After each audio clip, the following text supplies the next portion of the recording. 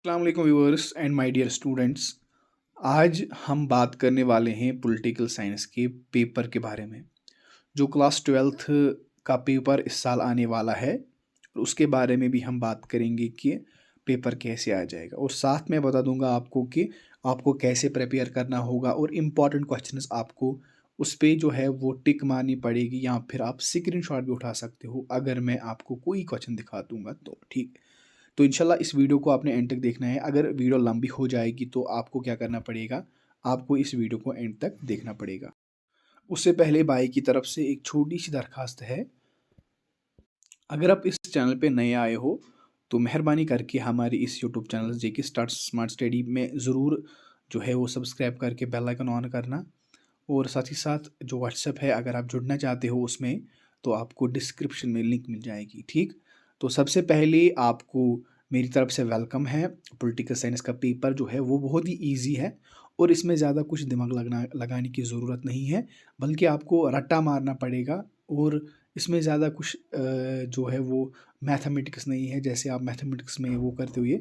इसमें सिंपली आपको याद करना है, अपनी लैंग्वेज में समझना है और वहाँ पर छापना है, और आपको अच्छे मार्क्स आ सकते हैं। चलो जी, सबसे पहले ये जो पीडीएफ है आपके सामने, ये पीडीएफ जो है इसमें आप कम से कम जो है वो यहाँ पर निकाल, जो इम्पोर्टेंट क्वेश्चन है यहाँ पर मैं आपको बता सकता हूँ। सबसे पहले इंस्ट्रक्शंस की बात होनी चाहिए आपके पास, यानी कि जर्नल इंस्ट्रक्शंस जो है इसके बारे में आपको इन्फॉर्मेशन होनी चाहिए। देखो, पेपर जो आ जाएगा आपको 80 में से आ जाएगा, जो यहाँ पर दिया हुआ है, यानी कि 80 में से आपका जो पास मार्क्स है वो है 27 और 28 मार्क्स पास, ठीक। उसके बाद ये बात क्लियर हो गई, और 3 घंटे का टाइम लेगा आपको। सबसे पहले यहाँ पर आपको इस बात का ख्याल रखना चाहिए कि आप में इसमें टोटल सेक्शन जो रहेंगे वो रहेंगे ए बी सी और डी।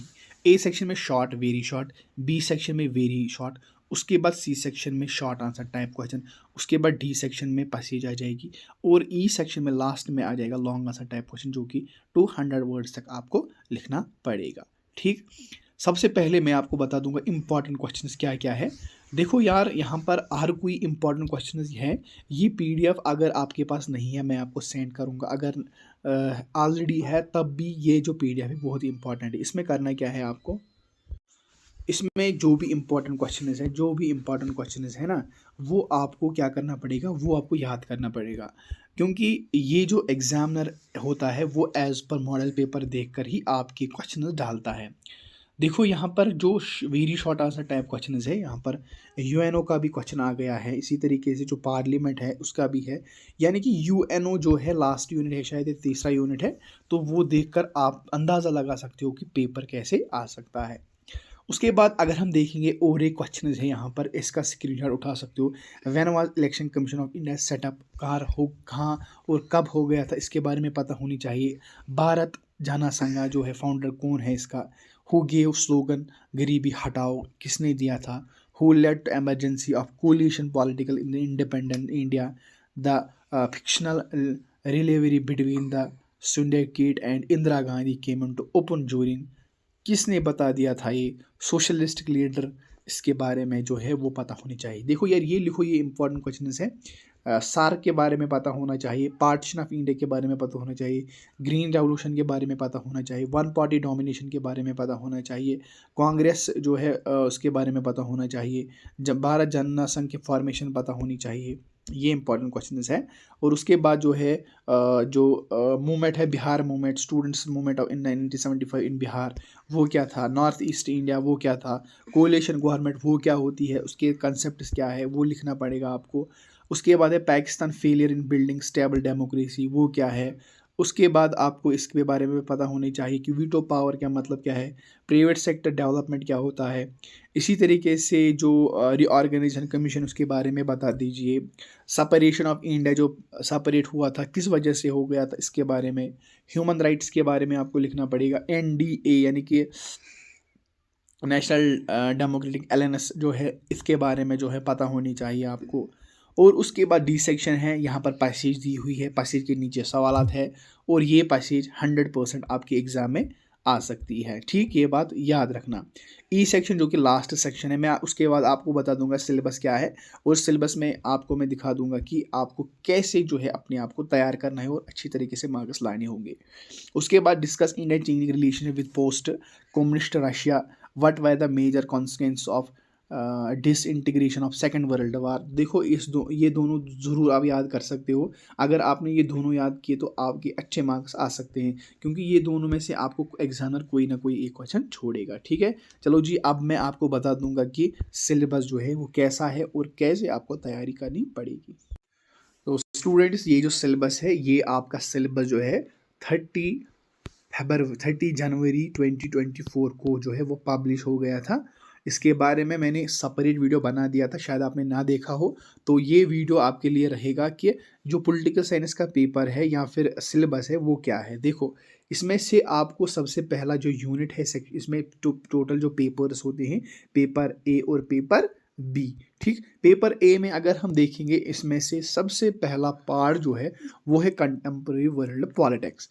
इसमें से सबसे पहला जो यूनिट है उसका नाम क्या है? उसका नाम है disintegration the second world and the collapse of bipolarity. इसमें जो टोटल क्वेश्चंस हैं वो क्या है, इसमें से आपको याद कौन से करने मैं आपको बता दूंगा। 6 मार्क्स से इसमें सबसे पहले इसमें आपको याद करना पड़ेगा रशिया एंड अदर पोस्ट, ये इंपॉर्टेंट क्वेश्चन है।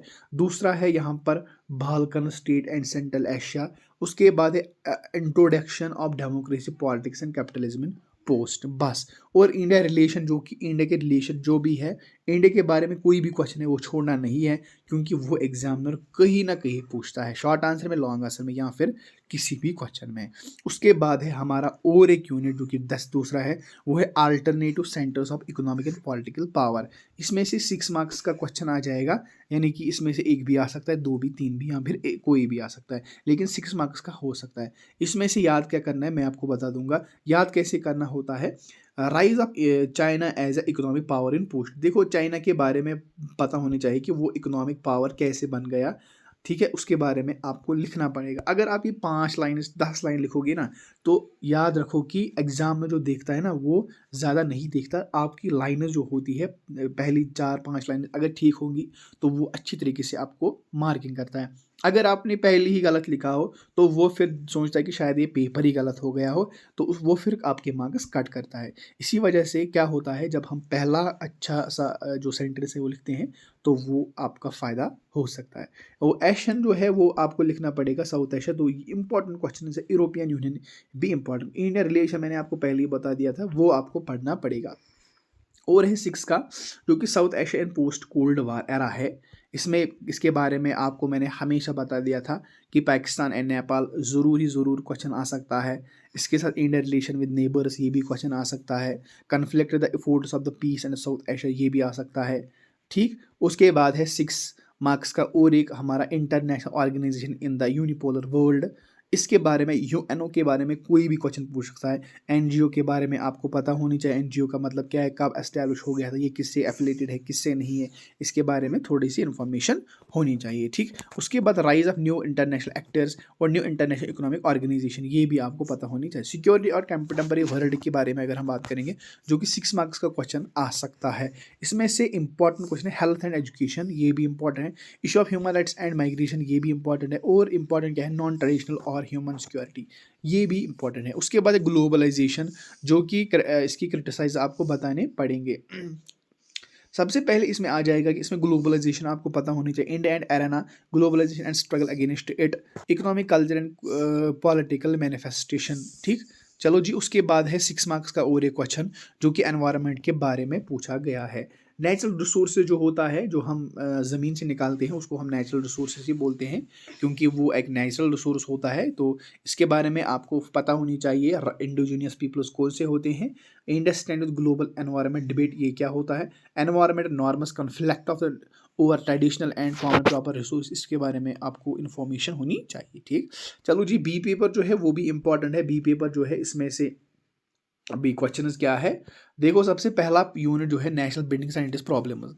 अगर आपने कुछ नहीं पढ़ा, चाहे ना ही आपने ए पेपर पढ़ा ना ही आपने बी पेपर पढ़ा, मैं आपको सजेशन करता हूं कि ए पेपर पढ़ो, क्योंकि ए पेपर जो होता है ये आपको इम्पॉर्टेंट होता है और इसी में से आपका क्वेश्चन आ सकते हैं और आप पास हो सकते हो। सबसे पहले है नेशनल बिल्डिंग साइंटिस्ट प्रॉब्लम। इसमें से आपको जो मैं मार्क करूँगा वो इम्पोर्टेंट है। एक है ये इम्पोर्टेंट, दूसरा है ये इम्पोर्टेंट और तीसरा है ये इम्पोर्टेंट। उसके बाद era and one party dominance, जो कि भारत संघ के बारे में पूछा गया है। इसके बारे में देखो यहाँ पर मेजर अपोजिशन पार्टीज, इसके बारे में कांग्रेस ये पता होना चाहिए, कोलिशन ये पता होनी चाहिए, 3 जनरल इलेक्शन क्या होता है वो पता होनी चाहिए। उसके बाद है 2 मार्क्स का क्वेश्चन, इसमें से ग्रीन रेवोल्यूशन आ सकता है या फिर कोई भी इकोनॉमिक इंटरेस्ट्स आ सकता है, क्योंकि मैंने अभी आपको मॉडल पेपर दिखा दिया था, उसमें मैंने आपको बता दिया था ग्रीन रेवोल्यूशन इसमें है, तो मतलब ये आ सकता है। और 5 ईयर प्लान जो भी वो आ सकता है। 11th यूनिट है हमारा, 6 मार्क्स का क्वेश्चन है। नेहरू पॉलिसी के बारे में पता होनी चाहिए। इंडो पाकिस्तान वार 1965 और 1971 इंडिया न्यूक्लियर जो प्रोग्राम शिफ्ट हो गया था वो क्या था। उसके बाद challenge and restoration of Congress system, जो कि 5 मार्क्स का क्वेश्चन है वो आ सकता है। इसमें से आपको याद क्या करना है, ये जो है कांग्रेस सुप्रीम रिकॉन्स्टिट्यूशन, उसके बाद है कांग्रेस विक्ट्री 1971 और यहाँ पर नेहरू का जो पॉलिटिकल सेशन था वो क्या था। लास्ट है हमारे पास जो कि है हमारा क्राइसिस ऑफ कॉन्स्टिट्यूशन ऑर्डर, जो कि 4 मार्क्स का है। इसमें से इंपॉर्टेंट क्वेश्चंस क्या है वो आप खुद देख सकते हो, लेकिन ये जो लास्ट वाला ये दो इंपॉर्टेंट है 14 और 15 यूनिट, वो क्या है मैं आपको बता दूंगा। ये जो मार्क्स टोटल बनते हैं 13 मार्क्स बनते हैं। सोचो अब अगर ये 2 इंपॉर्टेंट यूनिट्स आप अच्छे से करोगे ना, ये इजी भी है। इसके बारे में कश्मीर सिचुएशन के बारे में लिखना पड़ेगा आपको। Challenge in the response in the north east, इसके बारे में लिखना पड़ेगा। यूएफ एंड एनडीए गवर्नमेंट, जो कि मॉडल पेपर में भी आ गया था। इलेक्शन 24 क्या था, और साथ ही साथ आपको इसमें लिखना पड़ेगा। हो सकता है एडिशनल कोई क्वेश्चन आ जाएगा कि बीजेपी जो है वो क्यों एक जो है वो डिक्टेटरशिप की तरफ चल रहा है, यानी कि वो जो है वो खुद ही हुकूमत करता है, खुद ही सब कुछ करता है, इसलिए वो डिक्टेटरशिप माना जाता है उसको। इसके बारे में हो सकता है कोई क्वेश्चन आ जाएगा, लेकिन फ़िलहाल के लिए आपको सभी स्टूडेंट्स के लिए छोटी सी वीडियो थी ये, ज़्यादा लंबी नहीं थी। मुझे लगा ये कम से कम 20 मिनट्स की हो जाएगी, ज़्यादा नहीं होगी। तो इंशाल्लाह नेक्स्ट वीडियो में हम एजुकेशन के बारे में बात करेंगे, जो कि आपको पता है एजुकेशन का पेपर 6 मार्च को है, उसके बारे में भी हम डिस्कस करेंगे। तो ये छोटा सा वीडियो था, लाइक शेयर ज़रूर करना। दीजिए इजाज़त, अल्लाह हाफिज़।